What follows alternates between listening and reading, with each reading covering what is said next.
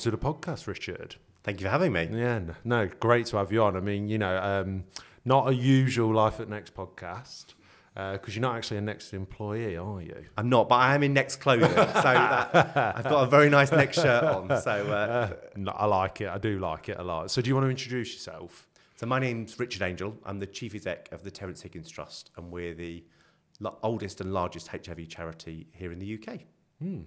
So pretty big job then that you've got, yeah? I'd say so, yeah. It's great and interesting, really varied. We cover all kinds of issues. HIV is complex. It's not just about the healthcare element. It's a lot about the societal elements, the stigma. But we've got a really good in with government and parliamentarians, so we talk with people at the highest level about how we can make change. So it's a really varied job and really exciting one. So where did that all start with you? Where did your journey all start? How did you get into this? It was, I guess you didn't just stumble into it, did you? It's got to be something that you've gotten right. That's what I really want to focus on. So we're doing this podcast because it's LGBT plus History Month, and it's an opportunity to reflect, think about where we've come from and look about where we're going next. So the month of February, you'll see LGBT organisations, queer groups, HIV advocacy organisations doing a whole series of things, looking at the past and setting a direction on our future. And for me, it's very personal. I am gay. I came out to my parents when I was 17. I talked to them about the relationship I was in at the time. I didn't want to tell them about the sex I wanted, but who I wanted to be in love with. So I was in a relationship at that stage, and I told them about my partner. It's fair to say I got some mixed responses, and one of them was when I told my dad, the first question he asked me was, when are you going to get AIDS then? And sarcastically, I went back with, I've got it booked in on Tuesday, do you want to come with me? And he was miffed by the answer, and I told him how disappointed I was that a clever person would ask such a stupid question. But I suppose for me, it framed lots of my experience as a gay man, is that in that coming out period, some people were supportive, and that was lovely. Some people were homophobic and very negative. But probably the biggest group had this kind of head tilt sympathy in their voice that was like, well, don't die of that sex you want to go and enjoy, because the AIDS crisis overshadowed so much of that experience. I was coming out in the late 90s, early noughties, and HIV was a thing that many people feared. They'd seen the TV adverts in the previous decade, and there hadn't been much updating of the public on what they knew about HIV going forward. So it really framed lots of my coming out experience. One of the early things that I did where prejudice about being gay and how it linked to the AIDS crisis really came to the fore was when a group of friends and I wanted to go and give blood. We saw it as our kind of civic duty, the kind of healthcare version of doing jury service, for example. So we rocked up to my old scout hut, queued as you do. Always in scout. Always in a scout hut. Always in the scout hut. Queued up and went into the makeshift cubicle. And the nurse taught me through various things about giving blood and went through an assessment. And she asked, are you gay and you ever had sex with a man? And the question positively meant I couldn't give blood. And I had no comprehension that that would be the case. But crucially, I was with 6 of my other friends, and I had no idea what to do, because if I hadn't come out having given blood, I might out myself and all the stuff that involved. So the nurse went out the room for a second. I escaped out the side of this, those kind of metal things with and I went through that. And because it was my old scout, I knew where the fire escape was, and I went out the fire escape. No way. And went home, pretended it all happened. My friends I saw at school the next day. This is everyone WhatsApping all the time. I'm that old. Where were you yesterday? I was like, I just felt really faint after giving blood. I just went straight home. Sorry, I didn't see you. And this whole that first, I was like, oh my gosh, so there's something wrong with being gay, and all that meant. So they were my really early experiences. Reflecting on where we are now, not only has that blood change rule changed, not least because of my predecessors at the Terrence Higgins Trust and a wonderful person called Michael Brady, who's our previous medical director and is the government's LGBT health advisor. Them and other people helped give advice to change the rules. And the rules now are very different. They don't discriminate on gender, sexual orientation, race, or any of the other factors they used to. And other countries are following our example. So America's just adopted the UK rules for giving blood, for brilliant. example. So it's a really nice thing to see how that's gone forward, and really important time in LGBT History Month, particularly when it has a focus on medicine and healthcare, to see how, my early experience of trying to give blood, how much that has changed and how the UK is changing the way for other people. So do you think all of those experiences, whether it was an experience with your parents or the giving blood story that you've just told, has that really shaped the role you've got into today then, 100%? Absolutely. Yeah. And as a person, I am impatient for change. I do not accept the status quo. This country, this world could be fairer, it could be more just, it could be more equal. And that's what gets me out of bed in the morning. That's what I care about going forward. And what's so amazing about working for the Terrence Higgins Trust is we can have such transformational change. So whether you're calling THD Direct and asking for information about an STI, or somebody that's recently been diagnosed with HIV and we help that individual, or whether you're sitting in a counselling session or peer support, we help a number of people. But we also do big changes that mean we're changing them for hundreds of people we will never meet. So in the 3 years I've been at Terrence Higgins Trust, we've moved a ban on joining or serving in the military if you're living with HIV. We've removed a ban on flying alone if you're a pilot living with HIV. We've removed the bans on donating blood, both if you're gay, bisexual, or man who have sex with men, and if you're from black from an African population, which were terrible, outdated rules that still existed till recently. And just literally 2-3 weeks ago, the DVLA ended its rules on quote unquote driving with AIDS. Whatever that means. Wow. And the restrictions and the threat of a fine is no longer there. And they now say on their website, if you're living with HIV, you don't have to tell us it doesn't interact with your driving. There's some conditions you might develop if you don't take your medication where you would. But the default of living with HIV, or this quote-unquote living with AIDS, is now gone. And that's because of the work that we do. And if you turn on your TV screens when you're not watching this podcast and see EastEnders, for example, there is a character living with HIV, and we've been helping write those scripts and take not just that character, but everyone watching through a journey of, oh, so this person's diagnosed. Oh, they're straight, they're not gay. Oh, it can affect everyone. What does that mean? He wants to try for a baby with his partner. He can't now pass it on, etc., etc. And all that journey, and we've been having that conversation with 8 million people 3 nights a week. You must feel like really proud and like really get such a sense of, we're making an impact here when all of those things are coming into play. My colleagues are amazing, and the volunteers that we have support those. And I'm just a CEO. I just get to take credit, take the credit. I don't do any of the real work. I get to go on podcasts and say how brilliant they are. Yeah. But I can tell you across our services, the impact we have counselling individuals through to the amazing results we get from our national campaigns. On World AIDS Day this year, the government announced £20 million that would be 1 year's funding to see HIV testing for everyone who goes to A&E in another 47 hospitals. That's because we've done that work, made that case. And now, in 81 hospitals across the country, we'll do about 4 million HIV tests a year.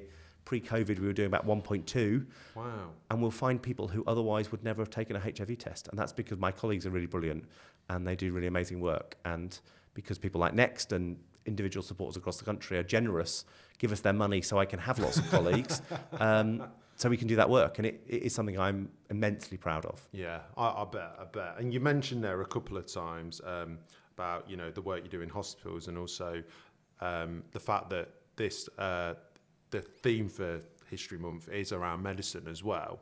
So what kind of things in medicine have kind of happened over the years?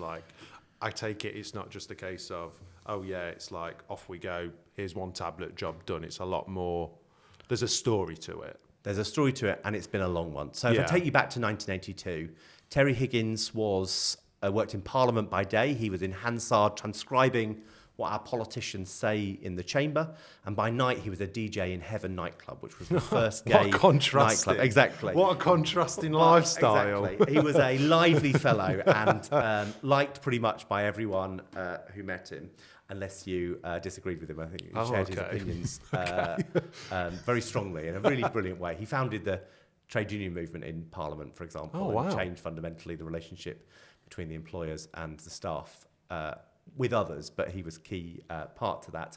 So he was a really lively guy that everybody who met him generally loved and adored. He'd travel abroad often, getting the latest vinyls from New York, and people would ask him to reverse it back, and he was a really lovable character. he was dating a lovely man called Rupert Whittaker, and while Rupert was away at university, Terry collapsed in Heaven nightclub and was taken to St Thomas's Hospital, just opposite his place of work in Parliament. And he got himself out of hospital and went back to the nightclub a few weeks later and collapsed again. Ooh. And he never left St Thomas's Hospital that time. And the point in which he died, we didn't know of what he had died. And his partner, Rupert, was desperately asking, is it this mystery virus that people are talking about coming over from the States? Could it be that? But because the NHS at the time and his doctors didn't recognise their gay relationship, their queer love, he wouldn't talk back to Rupert, his partner. He wouldn't tell them. And in fact, he told him he'd have to read of what Terry died of in a medical journal. Okay. And so Rupert had his partner die at a very young age. He was 19 at the time. And Terry became the first named person to die of an AIDS-related illness. And at that point, it wasn't. There was no term. There was nothing for it. Yes, so HIV didn't have a name. We hadn't even have a name. Identified what the virus was at the time. That comes some years later. It'd been initially called GRIDS, gay-related immune deficiency, rejected very immediately for the awful connotations that had, and quickly termed AIDS. But actually, the name of the virus didn't come till some years later, let alone a test, any care, or any treatment that thankfully, in most cases, did follow. We still have no vaccine and we still have no cure. But the journey from them has been really quite remarkable. Care became available and we saw some amazing people, not least my organisation and wonderful predecessors in it, but NHS nurses, doctors came forward to care for people who were living with AIDS at the time and going through that experience. Too many of them died, and obviously too early in their life to be taken so early. That was just so awful for them at that time.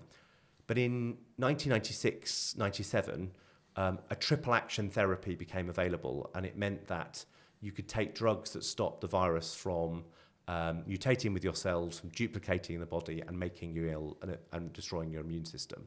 And that was a game changer. Yeah. It was called the Lazarus effect. People literally came up from their deathbeds. Some people sadly died just before it became available. And there's some lovely stories from those who watched It's a Sin. Many of the characters that inspired that, the true life people that they were based on, died just before treatment became available. Thankfully, some people were there to get the benefits of treatment. Yeah. And we've seen that go on leaps and bounds. So at the beginning, it was pills that you had to take at different times of the day. There was lots of side effects. It was often quite more unpleasant. Reactive to exactly. Oh, I've got it, and but I'm on my deathbed, quick, yeah. Yeah, people had to take it quickly, and there'd been some reticence because of early trials had not worked for lots of people and had really awful side effects for people, and some people had died of the treatment rather than the virus in those early years. But by 96, they'd found something that worked. And since then, we've been on a remarkable journey. And for most people, they take one pill a day. And that one pill a day, that's it. One pill. For some people, that is too much. It's a stigmatizing reminder of a virus that they're often discriminated for having. But that one pill a day keeps people alive, keeps them safe. And it does two things. Firstly, it stops the immune system being under attack. So it stops the virus from attacking those white blood cells that normally fight other viruses. That's what's so unique about HIV, and the medicine stops that happening. So for the individual, they can live long, healthy lives. And some predictions say you live longer with HIV now because you see a HIV doctor so often and a medical professional, and all your other needs get dealt with quicker. So we've come on a big journey. Yeah. The second thing it does is it means you can't pass on the virus. Wow. So it stops the virus mutating and duplicating in your body, so you can't pass it on to other people. So if you're having sex, you can have sex without a condom, and your partner will not catch HIV. We know this from studies. 2 million acts of condomless sex and not one transfer of HIV from people who are properly taking the medication. And this is from the same pill. So when you're taking that one pill a day, that means that you won't pass on the virus. And there's no ifs and no buts to it. You won't. Zero chance. Zero transmission.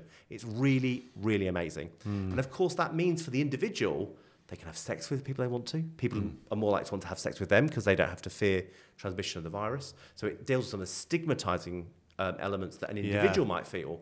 But also, HIV stigma in society is often based on the idea that people are, quote unquote, infectious. Yeah. And it simply isn't true. If people take one thing away from this podcast, know this and say to somebody, I watched this funny bald guy on a podcast and Two bald guys fighting over a comb. And so he said that if you take your HIV medication, you simply can't pass on the virus. Who knew that? Well, it's true and it's really amazing. So that journey has been really remarkable, and that's really important, which is the two other medicine journeys that we've had. Testing, so when Terry was passed away, we couldn't even test for the virus. We've seen that come on leaps and bounds. You can do a formal blood test, but you can do a finger prick blood test now, and you can do a very simple oral swab and find out your HIV status. So just do it anywhere, at home, wherever you are. Wherever you want to. Yeah. And between the 5th and the 11th of February, it is National HIV Testing Week, and it's the only week in the year where anyone in the country can get a free HIV test. So if you go to the Terrence Higgins Trust website, you will find a HIV test, and you can order one very quickly, easily. It's always best to know your status. Yeah. We also have the additional tool of preventative drugs. So if you were to have sex and the condom were to break and you think you might have had sex with somebody living with HIV, you can take a drug called PEP, post-exposure prophylaxis. So post-exposure, after you might have been in contact with it. And that is like the morning after pill for HIV, and it blows it out your system, and it means it can't take hold. You have to start taking it within about 72 hours, but that can be really life-changing. It's not used very much anymore, but it is there as a tool that we have. The second thing is a drug called PrEP, pre-exposure prophylaxis. Right. So you might take it every day. Some people take it 4 times a week. It's different for different people. And that means that you can take it regularly and you can have sex without a condom and you won't get HIV. And that is guarantee. You will not, guarantee. It's more effective than a condom. Like it means you can't transfer HIV. It's absolutely remarkable. So that's really amazing place to be in. And are these all taking place over what sort of time period? We're talking like 10, 15, The HIV drugs started becoming effective in 96, 97. So what's that, 25 years ago, a bit more? A bit more. PEP was available about 15 years ago, and PrEP we started knowing about 10 years ago, and it's been free on the NHS since 2020. And I bet a lot of people don't know that. Well, outside of the community. It's well known relatively in the gay community, amongst bisexual men and men who have sex with men generally, but the younger you are in that community, the less likely you are to know about it. We've actually seen in the last year a little blip in increases of transmissions amongst younger gay men and amongst particularly black gay men. So there are parts in which our message isn't yet reaching, which is why the support of you and our supporters and other people is so key. We need that resource to get that message, not just to the masses, but to some particular groups and communities that need targeting to make sure they understand that progress. So do all these things, where does the hope come from? Where do you get the hope from? Because it feels like there's definitely a trajectory you're on, and where's that going? Well, hopefully you can, talking about HIV, people often think you should be dour and downbeat, but we're in a really exciting time. We have all of the tools necessary to stop the onward transmission of the virus. It seems like it. People living with HIV don't have to pass it on if they take their medication. No. People who aren't living with HIV can get a test, and they can, if they test negative, they can take PrEP, which means they will never acquire HIV going forward. So, and we've got condoms, and we've got PEP if people need it, and we've got all these tools that are there. We're not using all of them enough, but we have all the tools. So that means it's possible to end new cases. It's possible to do it by 2030. There is a UK government goal to do it by 2030. If we do it by 2030, we'll probably be the first country in the world to do it. We've got France, Netherlands, New Zealand, maybe Australia hot on our heels. But we could be the first country to do it. And if we do it, it'll be the first time we've stopped the onward transfer of any virus without a vaccine and without a cure. No way. That is amazing, isn't that? And that's why I get out of bed every day and feel so excited about doing this work is we could be the first country, we could do it by the end of this decade, and the first time we've done it without a vaccine and a cure. Wow. That's what your support is going towards helping. And there's lots of great HIV organisations out there. But I think we play an important role in sometimes bringing those organisations together, but also some of the politicians, our supporters, parliamentarians, decision makers, clinicians, to really focus on that. So I was saying, World AIDS Day, we got an extra 20 million, so that testing happens in more places. That kind of hospital testing, so not just going to a sexual health clinic, but just if if you happen to use the NHS, will automatically test you. That is more likely to find women, people of colour, people who are older, and people who have acquired HIV through heterosexual sex. That's amazing. And all of those things, you know, if you want to end an epidemic, you don't want to end it for a group. You want to end it for everyone. We cannot leave anyone behind. No.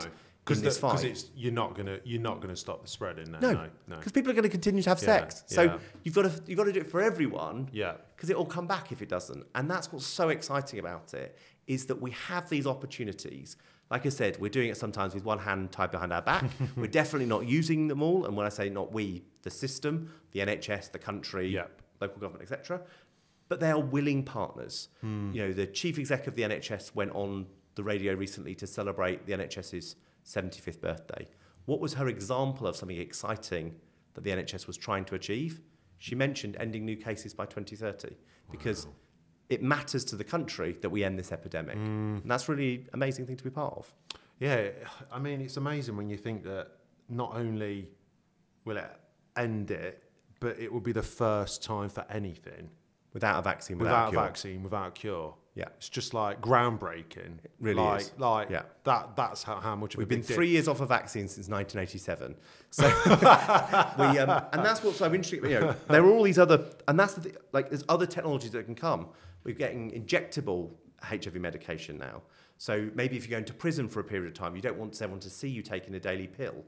You might be able to every other month have an injection. Other people, that'd be really good. They don't get that daily reminder of this virus that comes with so much stigma. So injectables could be game-changing. Equally, they're just going through the process of approving injectable PrEP. So if you might be going on a holiday for a period of time, you might want to cross the border with medication, people opening it at, you know what they're like when you're checking your suitcase. If you have an injection for your PrEP, and you're going to have your long break for winter pride somewhere or a summer holiday or whatever, you can go knowing there is no risk of HIV transmission. Think how transformational that will be. There's still some promise a vaccine might come. There's been some examples of people who've been cured. They've been very, very rare and very, very unique.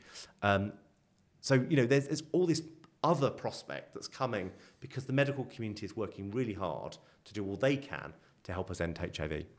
So how important is it then that there's a collaboration? Because we're here really representing that collaboration, aren't we? How important is it you collaborate with companies like Next then? Well, it's absolutely vital.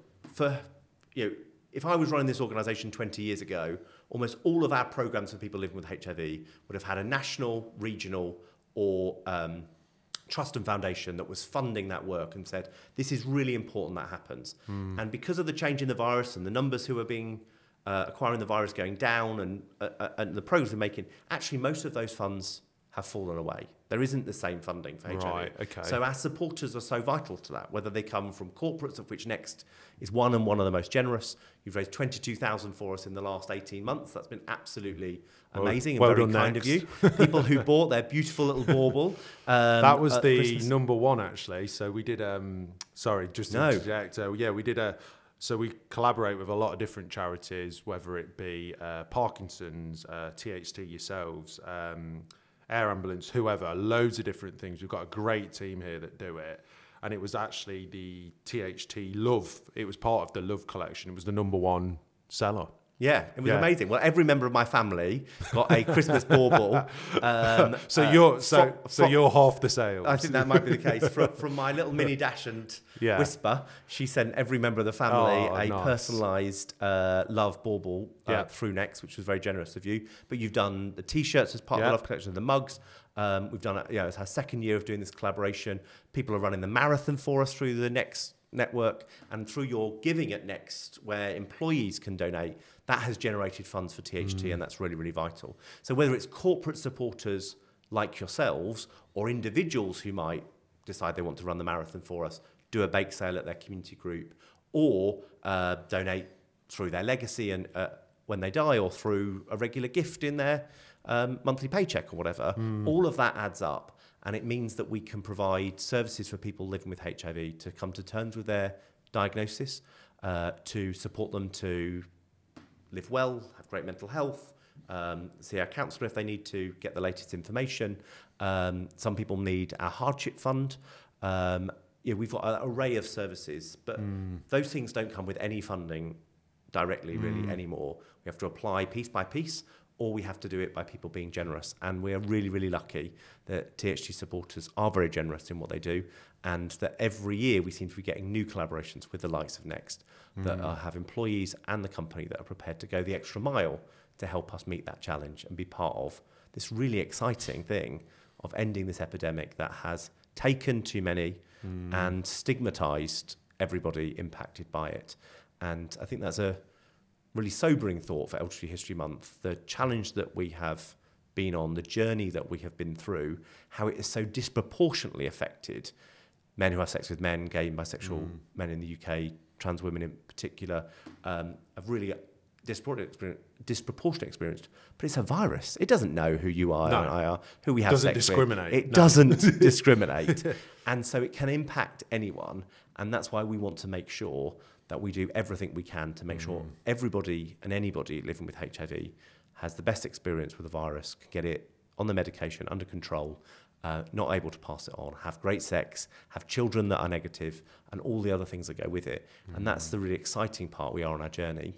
And we're so glad that you are generous with your time, support, and resources to make that happen. And I also say that we can't downplay how important it is that you can go into every Next in the country and buy a THT product, and what that says about how that in itself is fighting stigma. And I think that's a really important thing that you do as an organisation, and we're very grateful for you for doing that. I think that's the other side, isn't it, as well? There's the side of funding, but then there's the other side, which is the awareness piece as well. Absolutely. Because like you say, there's the stigma as well. It's helping with the stigma. It's helping people be aware of what you're doing and why you're doing it. And that's part of, I know it's, we have a network here, the Pride Next network, employee-led community, and the whole team behind that really have always pushed this and helped this partnership grow, and they bring other people in, people from my team or people from around the business to help create the product, and it's such an important thing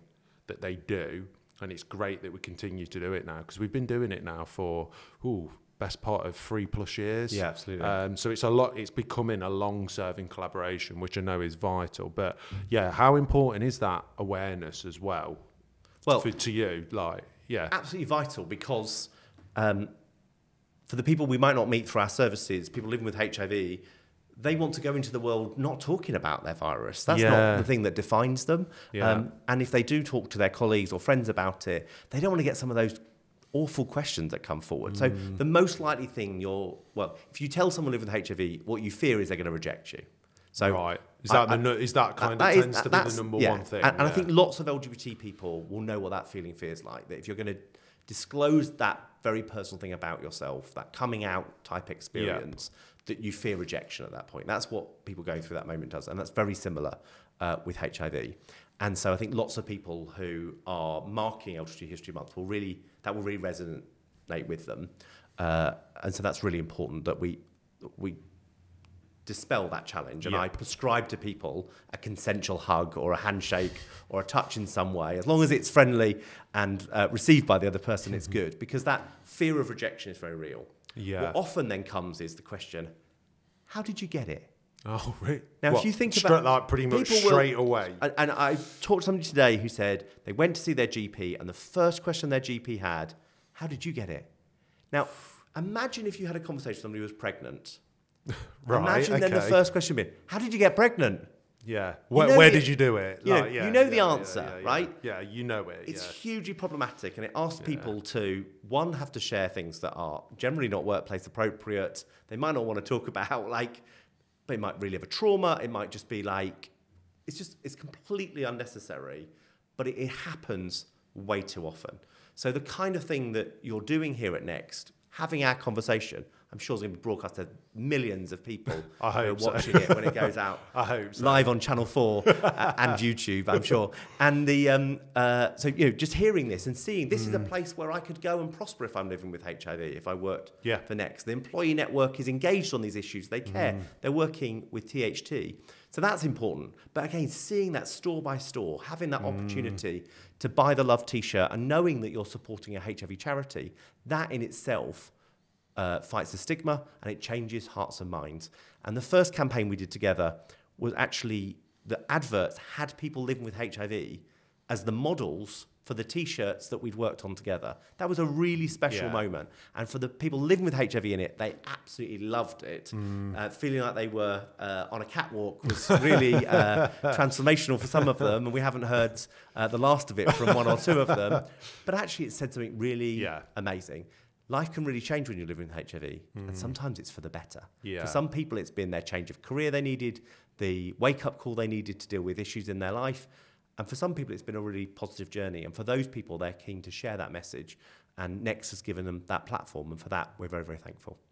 No, well, I mean, I can't speak for everyone, but I'm pretty sure that everyone would totally agree with that. We love the collaboration. We love doing it. Is there any other opportunities, Richard, that you're looking forward to for THT going forward? Obviously, you've got the 2030 objective, which is such a, speaking to you now, great goal to have. And, you know, I really, really hope that, well, it sounds like you're on the way to getting it, but what else is there? So it's possible, not yet probable. We've got a lot of work to do. Possible. That possibility is what gets me out of bed in the morning. The probability is what keeps me working late at night. When do you think do you think there'll be a shift where it goes from possible to probable?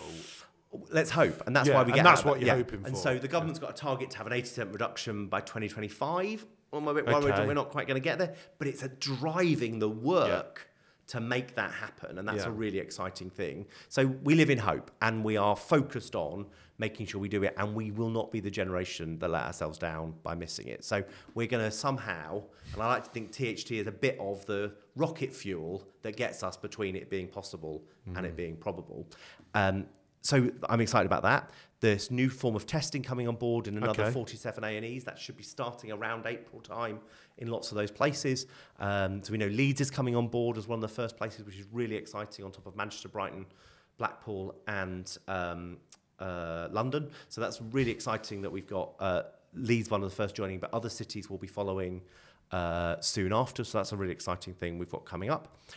We've got an amazing auction at Christie's that we do, which is really very special. So if you're an art aficionado, go to tht.org.uk/auction and you can see the beautiful artwork there. And it's a range of prices and some of the live items. We've got a Tracy Emin donated this year, which will be very special and will hopefully be very successful. So that's a really nice thing in the calendar coming up.